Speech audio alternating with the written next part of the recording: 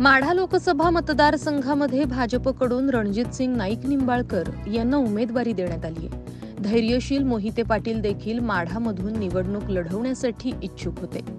मात्र रणजितसिंग नाईक निंबाळकर यांना उमेदवारी मिळाल्यानं धैर्यशील मोहिते पाटील यांनी राष्ट्रवादी शरदचंद्र पवार पक्षाकडून आपला उमेदवारी अर्ज दाखल केलाय. या मतदारसंघामध्ये आता महायुतीचे उमेदवार रणजितसिंग नाईक निंबाळकर यांच्या विरोधात महाविकास आघाडीचे उमेदवार धैर्यशील मोहिते पाटील अशी लढत होणार आहे. मात्र या लोकसभा मतदारसंघात आता मोठा ट्विस्ट निर्माण झालाय.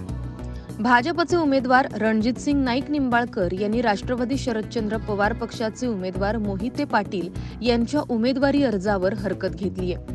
धैर्यशील मोहिते पाटील यांच्या उमेदवारी अर्जामध्ये शेती, व्यवसाय, नोकरीच्या नमुन्यात तपशील दिला नसल्याचा दावा रणजितसिंग नाईक निंबाळकर यांच्याकडून आपल्या हरकतीमध्ये करण्यात आलाय.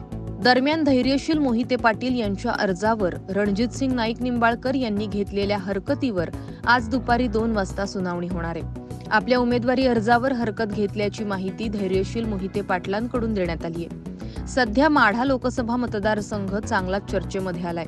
धैर्यशील मोहिते पाटील इच्छुक असतानाही भाजपकडून या मतदारसंघामध्ये रणजितसिंग नाईक निंबाळकर यांना उमेदवारी देण्यात आली आहे. त्यामुळे नाराज झालेल्या धैर्यशील मोहिते पाटील यांनी महाविकास आघाडीकडून आपला उमेदवारी अर्ज दाखल केलाय.